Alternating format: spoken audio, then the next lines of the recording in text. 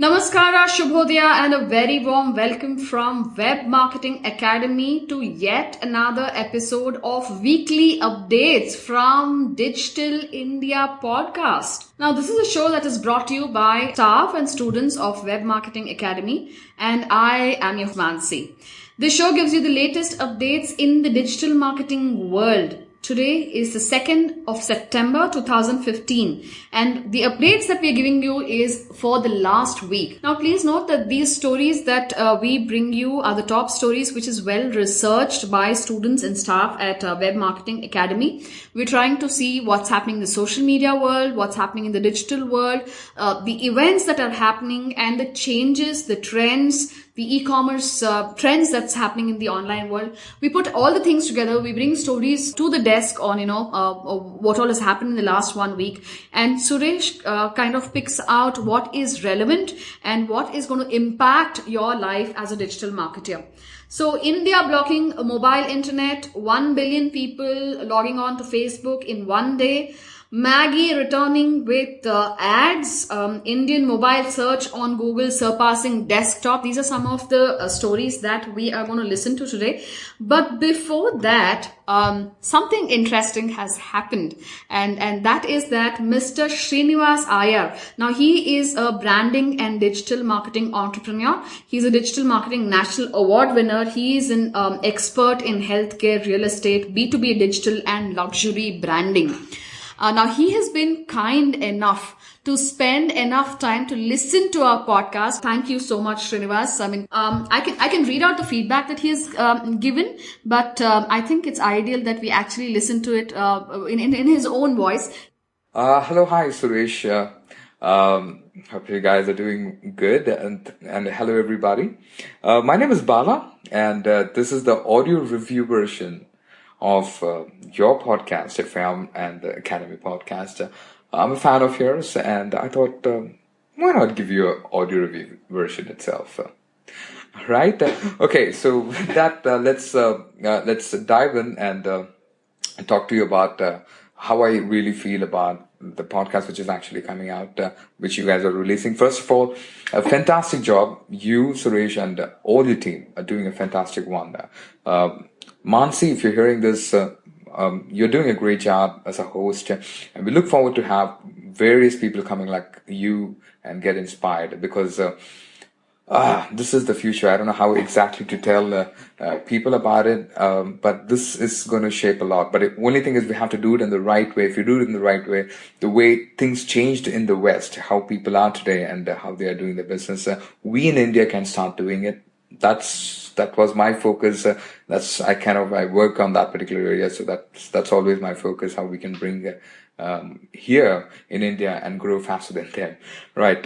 So without wasting much time, I'll just quickly dive into 3 things which I want to talk to you, because I, as a podcast listener, love podcasts, and there is always a year for the good ones, the bad ones, right? So the good ones always stick with you. We always go back and keep listening to that. And in today's audience, whom we are trying to be, or the podcast world today, which is trying to reach the early adopters and the early majority, has to focus on these 3 areas immediately, so that it reaches the early majority sooner.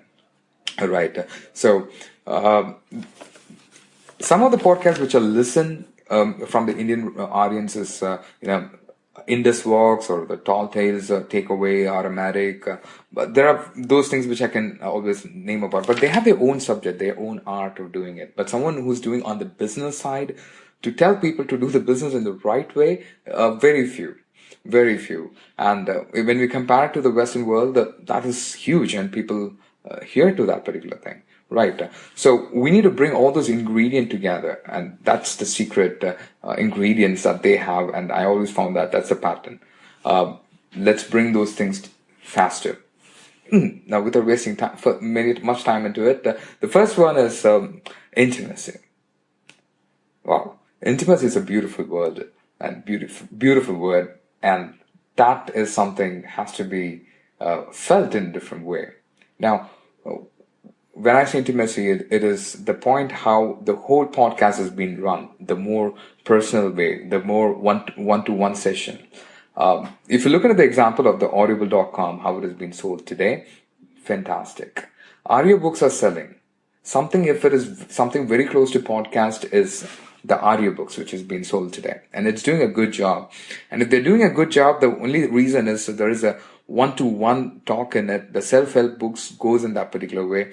There is always a feel that, someone is talking to me very close to me.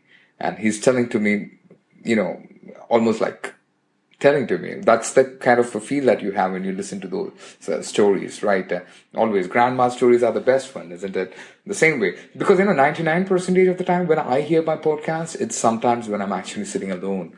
The alone time I give for myself, that's the time, the podcast consumes my time. It's like when I drive, I pretty much hear the podcast. It's kind of cool. And if I have somebody, I pretty much don't listen to it because they wouldn't connect when we, force somebody to hear podcast or anything. So obviously, the intention of podcast for me is different. So obviously the intimacy level is different, and that has to be always maintained.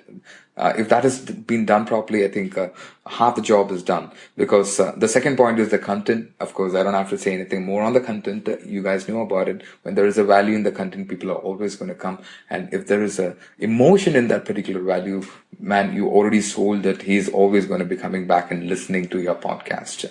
Right. And the third one is the host. It is very important to, empower the host in such a way that the whole shows is because of that particular person. You look into the video versions of the shows which happens today. Look into Coffee with Karan, Coffee with Didi, which my mom keeps eating it, and or anything else like, or the Oprah Winfrey show in the past. All those things always has a connection. The ones which is doing a fantastic job. I love some of the hosts in the West. The ones like the Sarah Green of HBR or Stephen Dubner of Freakonomics.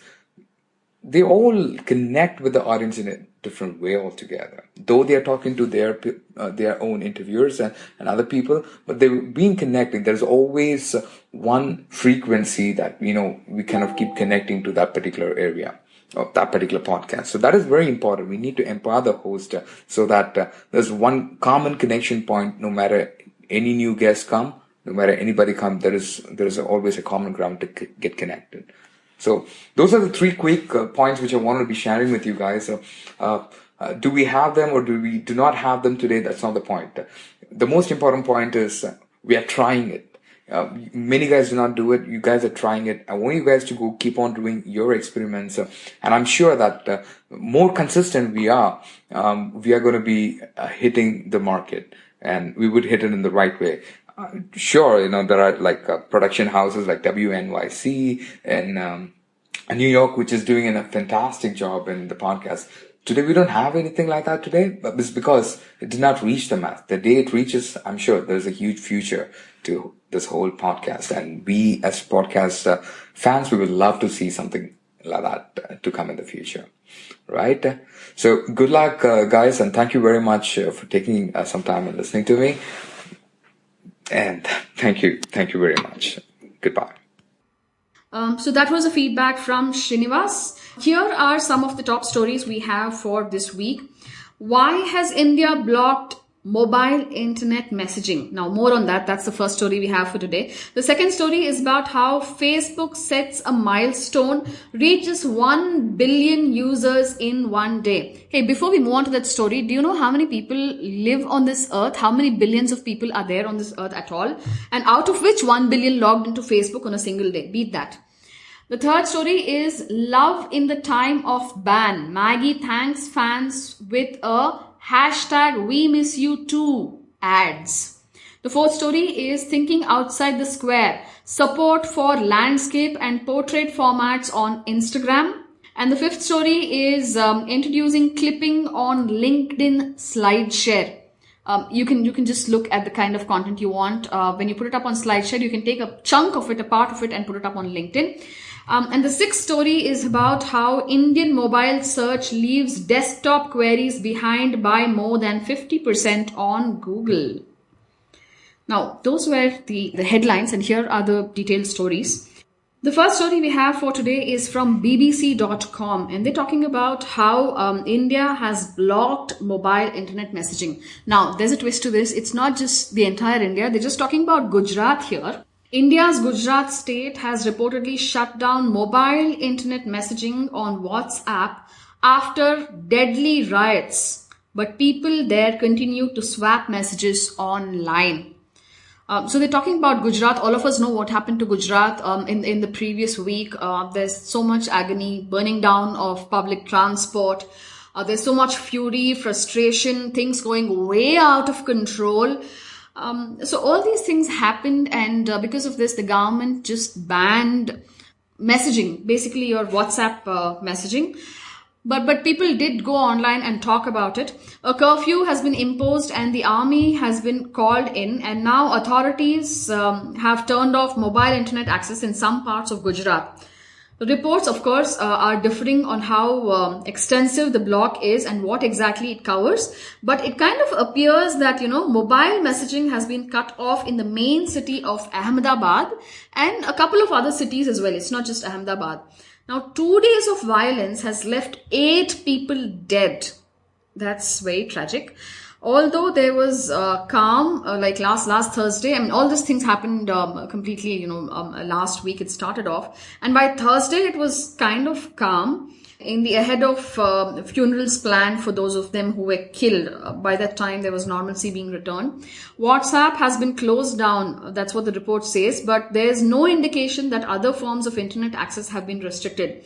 Residents are continuing to communicate on Twitter. The call there seems to be to end the violence. The hashtag Gujarat for Peace, that's Gujarat, and then there's a numerical 4 and PEACE, has a top trend on Twitter in Ahmedabad with more than 35,000 messages using the slogan since Wednesday last week. The hashtag was not entirely what it seemed. However, several of the most retweeted messages under the tag were from political activists from one side or another, slinging arguments back and forth. Here are 2 things that comes to my mind when we talk about this story. One is government stopping WhatsApp instant messaging services. Isn't this a democratic country? We're probably the largest democracy in the world, and it's truly democratic. You go, you vote, and we choose the representative we want. Of course, if you haven't voted, you can't complain. That's a different thing. In a democracy like this, if the government is going to say, hey, I'm going to stop you from talking, I'm not sure how much of a democracy that is. And can Indian government do something like that at all is my question. As a citizen of India, I have this question to the government. Can you stop us from talking? Can you cut off a channel where we talk the most? That's the first thing. And second thing, as it rightly mentioned, the article mentions, if we're not doing WhatsApp, then we will go do Twitter. We will probably go do Facebook. So if there's a government crisis, how will anybody contain this? It's a democratic country. You can't stop us from talking. You can't stop us from asking questions. And at the same time, you can't cut off channels that we are talking on. So how does this entire thing work? I'm talking both ways, I know, but then that's the dilemma I have as well. That's the first story we have for today. And the next story we have is from Z News India, and it's talking about how Facebook sets a milestone. It reaches 1 billion users in a day. Well, that's an interesting story because I had asked you previously in this show, how many people do you think are there on Earth? And let me answer the question. It is about 7.3 billion. So imagine out of that more than 7.3 billion people on Earth, 1 billion users actually logged into Facebook on a single day. These are active people. So 1/7 of the earthly population is on Facebook. How magical is that? That's the beauty of social media. That's the beauty of communication. That's the beauty of conversations. So now do you understand why, brands are wanting to be there and catch hold of you there, because most of you are there conversing, and they're also trying to find out, what are you conversing about? So here's a report from znews.india, and that's from Houston. Setting a new milestone in social media connectivity, 1 billion people from around the world flocked to Facebook in a single day. That's the highest ever. We just passed an important milestone. For the first time ever, 1 billion people used Facebook in a single day. CEO Mark posted on Facebook. The California-based social networking giant boasted of new benchmark which was set on Monday. That's last Monday. On Monday, 1 in 7 people on earth used Facebook to connect with their friends and family. Our community stands for giving every person a voice, for promoting understanding, and for including everyone in the opportunities of our modern world, he said. A more open and connected world is a better world. It brings stronger relationships with those you love, a stronger economy with more opportunities, and a stronger society that reflects all of our values. That's what Mark had to say. Thank you for being a part of our community and for everything you've done to help us reach this milestone. I am looking forward to seeing what we accomplish together, he said. Since Mark created Facebook in his Harvard dormitory room in 2004, the social network firm has become the second most trafficked website globally. So which is the first one then? It's Google, right? I'm hoping you use Google too. I mean, if you're on Facebook, I'm hoping you're using Google too. If you're not, what is the other search engine that you use? Do let us know about that. Social media has spread its tentacles to every nook and corner of the globe, and how it's going to grow and how it's going to provide all of us a platform to talk. That was the second story we had for today. And before we move on to the next story, we have another tip coming your way. Hello people. Hope you're having a great day. I'm Monica and I'm here to share some tips with you on today's podcast. So without further ado, here's my first tip. Recently, a lot of digital marketing interns have come to me and they ask how to do keyword research for mobile websites. Fortunately, many businesses today have woken to the importance of an optimized mobile presence. This is something I keep telling the business people I meet, and it's not only to comply with Google's strategy of ensuring that your website is mobile optimized, but really because you must optimize your websites for the users who are using mobile devices more often than desktop today. What are the tools you can use to research keywords for mobile search? The first one I would suggest is Google AdWords Keyword Planner. You can see the search volume by the device type and you can see the mobile trends. You can see which kind of keyword phrases are used more on mobile versus desktop. So you may find that a word like nearby or near me or in a particular location is used more often in the mobile searches. And that is what you would need to focus on when you build your mobile website. Other tools would be Bing's Ad Intelligence. Then you also have the autocomplete feature on mobile, both for Bing as well as Google. You can use that. That also gives you good insights. And for your websites, I would say keep an eye on the Google Search Console, which is integrated with your website, as well as your analytics data, because that will give you a lot of information on which keywords are getting you the most traffic or impressions from mobile devices. So if you're thinking of coming up with a mobile website, all of this would give you valuable information on what keywords to focus on. Moving on to the next story is from the hindustantimes.com, and it's talking about how our very own Maggie, oh God, talk about it. How our very own Maggie is coming back with a couple of ads. Love in the time of ban. That's the headlines. Maggie thanks fans for hashtag we miss you too. And those are the ads that was there. A Maggie feast titled The Last Supper was organized by a few fans in South Delhi. To the generation of Indians for whom instant noodles are a way of life, the ban on Maggie is not just about convenience, it's also about nostalgia. It is this sentiment that makers of Nestle are targeting in a series of, mushy video ads as it preps for a comeback to shelves across the country. The 3 ads promoted on social media under the hashtag We Miss You Too shows young men talking on camera about how life has never been the same since their friend went away. The friend, by implication, is Maggie, which was banned across the country on June 5th by the Food Safety and Standards Authority of India after random tests showed the noodles contained above permissible levels of lead and monosodium glutamate, that's MSG. The most favorited one, titled Mom, was it's got a teen, that's an ad, okay, it's titled Mom. It's got a teen talking about how he never troubled his mother when he had friends coming over for late night get-togethers. Apparently they kind of partied on 2-minute noodles. That's nothing but Maggie. The campaign has been launched immediately after the Bombay High Court order of August 14th, which overturned the Maggie ban and ordered fresh tests. If Maggie clears those tests, it may be back soon, maybe even before the end of this year, as Nestle India promised. We will try and target something that is better than that. My desire is to do it before that, but let's see. That's what Nestle India Managing Director Suresh Narayanan had to say. He says, let's see, I want to do it. I want to launch Maggie much before this year ends. Going by the card, the ad campaign has stuck on the social media. There are quite a number of hungry souls out there wishing their favorite snack is going to be back sooner. That's a sweet campaign. We are hungry for you. Come back soon. #@Maggie India. #We miss you too. @Nestle India. That's one of the tweets that was there. Then there's also Jigar Gantra. And that's what he had to say. Can't wait till year end. We miss you too, Maggie India. That's what Anirudh had to say. So a lot of these tweets happening on Twitter.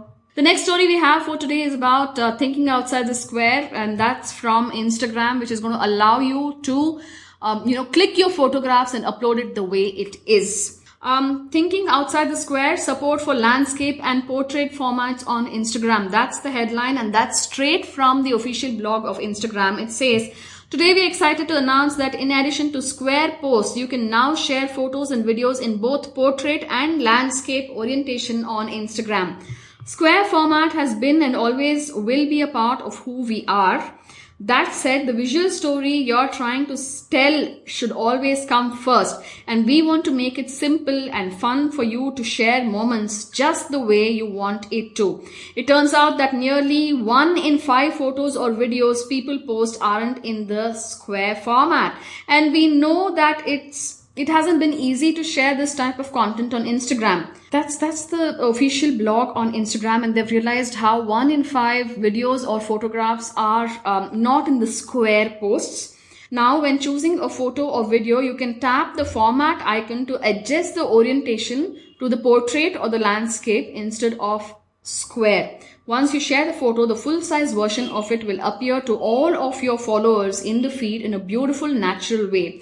To keep the clean feel of your profile grid, your post will appear there as a center cropped square. We are especially excited about what this update means for video on Instagram, which is widescreen, can be more cinematic than ever. While we historically had separate filters for photos and for videos, all filters will now work on all types of moments. You can also adjust the intensity of filters on videos too. Now, what Instagram has done is it's just introduced a way in which you can upload your photographs or videos in a square format or straight as it is. That's both the landscape format and the portraits format. That's all that this story is about. That's the update from Instagram. And before we move on to our next story, we have an amazing tip coming your way. My second tip is again for mobile marketers. That's a sweet topic for me. Let's say a business website has been mobile optimized, and now you want to make sure that it looks good on all mobile devices. Now, of course, the mobile developers have access to simulators which allow them to check how the look and feel of the website is. But if you do want to run some, trials yourself, you can check out this website. This is mobilefirst.com. That's spelled mobile1st.com. Here you can see how your website is going to look on all the popular phones and tablets. So that would kind of give you a good idea. Your banner could be maybe stretching out of the smartphone but looks all right on tablets. So things like this which you can, pinpoint and correct before you start any marketing activity which is going to get a lot of traffic to your website. Wow, thank you so much for the tip. And here is interesting story from SlideShare. Of course, I picked it up from the blog on SlideShare, and they're talking about how introducing clipping on LinkedIn SlideShare. The The blog says, we are excited to introduce our newest feature, clipping, a new tool designed to make it easier for you to conduct and organize research and learn any topic quickly on LinkedIn SlideShare. You can now clip and save the best slides for presentation across LinkedIn SlideShare to view or share later. A handy way to keep everything organized in topic-based clipboards. You can also share your great finds to benefit the whole community. Here's how it works, okay? Now, as you're combining through text, you will notice that there's a clipping icon, and that's on the bottom left corner of the slides. So, if there's one slide that you absolutely love, you can actually clip it and keep it with you. Then when you're ready, head to your clipboard, okay, where all the individual slides you've clipped so far, it'll all be saved there. You can organize the clips into boards based on topic. So let's say you've gone through a couple of presentations, you have clipped a couple of slides. Now these couple of presentations could be on different topics. So all the clipped slides are there on your clipboard. You've got different topics. So you can actually put each of these slides into one particular topic. Okay, let's say you've clipped about 10 slides. In that, 1, 3, and 5 belong to one particular topic. 2, 4, and 6 belong to a different topic. So you can actually segregate it. You can choose to make your board either public or private. Keeping your clips searchable by other SlideShare users is a great way to discovered by the broader community. So this way you can actually organize your slides. Take a chunk of the slide of the whole presentation, whatever that interests you, because it could be just the statistics. Out of the 10 slides that are put up, there could be just one slide which has got statistics that interests you. You can clip it, you can put it on your clipboard, and for the benefit of everybody else, you can actually talk about it, and you can make it public so that people who are searching for those statistics, they get to see your slides. The sixth story we have for today is from Lighthouse Insights, and they're talking about how Indian mobile search leaves desktop queries behind by more than 50%.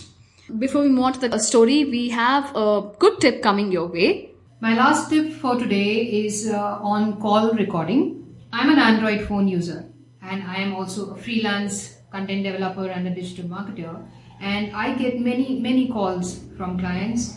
And I have clients who I have never met in person. You won't believe that, but I have clients I've never met in person. Everything from the time I actually engaged with them to the completion of the project was done over phone and emails. Now, what happens, the challenge here is that all the project requirement activities are carried over the phone. And it can become tricky sometimes to take the notes and also participate in the discussion actively. What happens is that when you're taking the notes, you're not actually processing the conversation, and you are unable to ask the right questions at the right time. And what happens is that when you actually sit down to work, you realize that you don't have all the information you need to get started. And that's a lot of wasted time, both for you as well as your client. So I figured that I needed a call recorder. So I am using a particular call recorder called Bold Beast Recorder, which is for Android. That's BOLDBEAST recorder. That's one word, Bold Beast. And I later on went to purchase it as well because I really found it useful.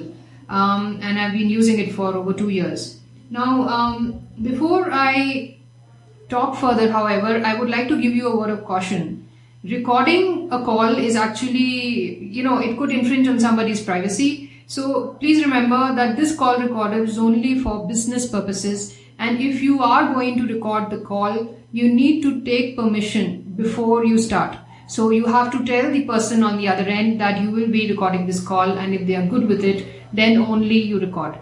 So this is extremely important, and it's really not cool to take a recording without somebody's permission.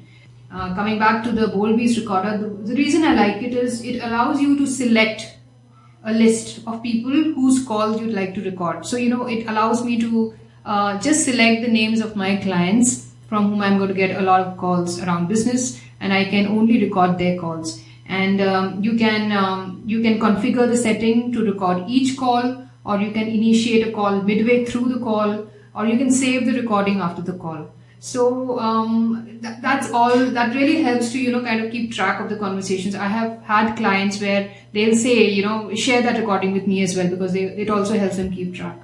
So these are all the tips from me this time. I hope you find some of them useful. If you'd like to get in touch with me or you'd like me to talk about something else, please feel free to connect with me on LinkedIn as well as Twitter. On Twitter, I am at MS Opinion. That's MSOPINION. And you will find me on LinkedIn on in.linkedin.com/in/Monica Samuel. That's MONICA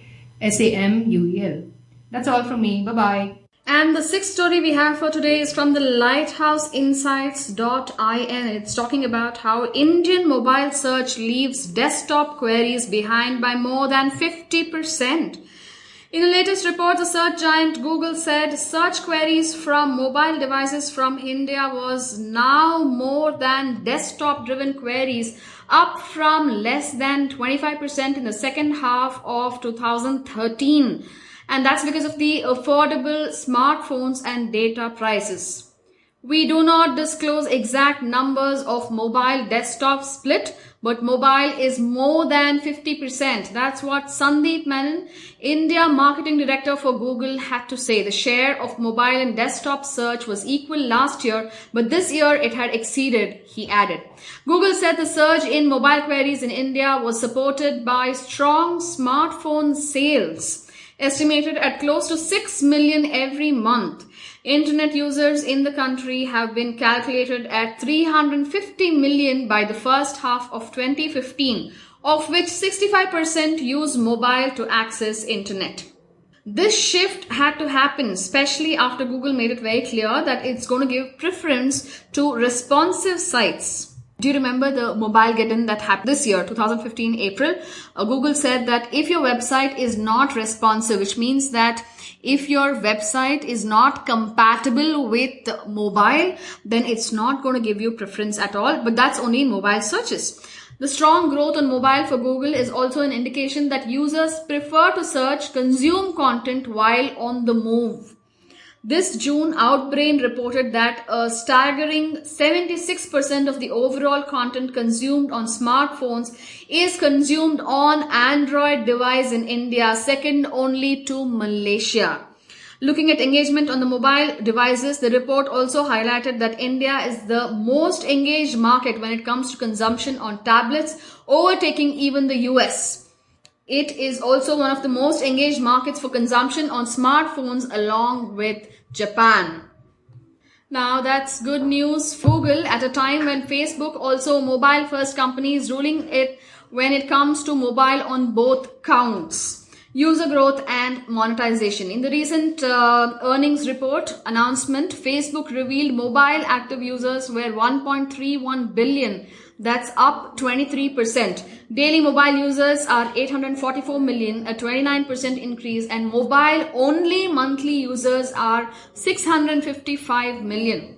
In India, Facebook now has more than 125 million monthly users, its second largest market after US. In India, Facebook has 125 million average users, while the number of mobile average users stands at 114, that's 114 million. On a daily basis, 59 million users in India are accessing Facebook and 53 million are accessing us from their mobile phones. It's all about how people are using mobile devices to search on Google compared to desktops, which means that more people are searching using mobile than searching on their desktops. So if you're looking at Google, the kind of search queries it receives, 50% is from mobile and 50% is from desktop. What they're trying to say is that a little over 50% is from mobile devices. That means a lot of people are consuming content on the go.